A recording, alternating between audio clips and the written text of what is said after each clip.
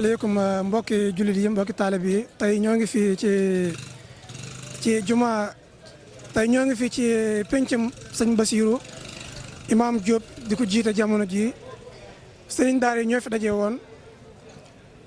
ngeen ànd ak ñun ci site bi di Bamba TV li ko tax a jóg mooy di fësal li nga xam ne sëriñ daara yi ak waa daara ñu ngi koy dox waaye di fësal li nga xam ne moom mooy alquran ak l'islam ginnaaw ba ñu gisee ne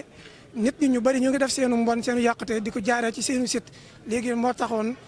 ñenn ci ndawi l'islam taxawoon ñoom it wut seenu site ngir maanaam di def seenu liggéey jëme ko ci l'islam contre ñi nga xam ne ñoom it dañuy def seenu mbon ngir contre l'islam léegi nag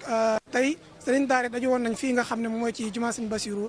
doon def seenu mbir lan lañ doon def xamaguñu ko waaye dañu ànd ak suñu sëriñ bi ngir mu wax ñi lan moo tax sëriñ daara yi dajee fi ak seen dong yi bëri lool kon loolu yëpp pour ngeen xam ko incha allah bu ngeen paree bu ngeen tàppee seen YouTube boobu di Bamba TV da ngeen ko gis bu ko defee ñu jàkkaarloog suñu sëriñ bii nii laaj ko lan moo tax sëriñ daara dajee fii sëriñ bi nga wax ñu tur bi. tur bi Saïd Seck la. waaw Saïd Seck. Saïd Seck. li may njëkk laaj mooy lan moo tax sëriñ daara dajee fii nii. waaw dajee fii alhamdulilah almuntaqimu aljabbar wasalaatu wasalaamu ala man ursila rahmatan lil alamin sayidina muhammad alfatih alxatim xaqa qadri wa miqdaari alazim daje bi dajeeg sant yàlla la di wane ndamal islam waaye wanetum cosaanu Sénégal mooy lan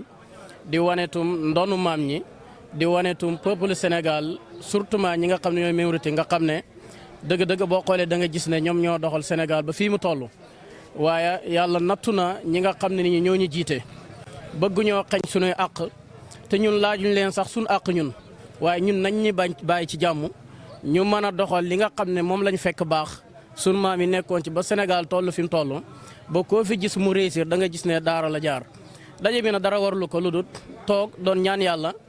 défendre suñu bopp waaye ñaanal yàlla képp ko attaqué daara yal na yàlla toroxal la ak kaa inu man kaana nag koo mën a doon moo xam ca kaw la ba ci suuf wax ji loolu rek la daje bi yëpp loolu la woon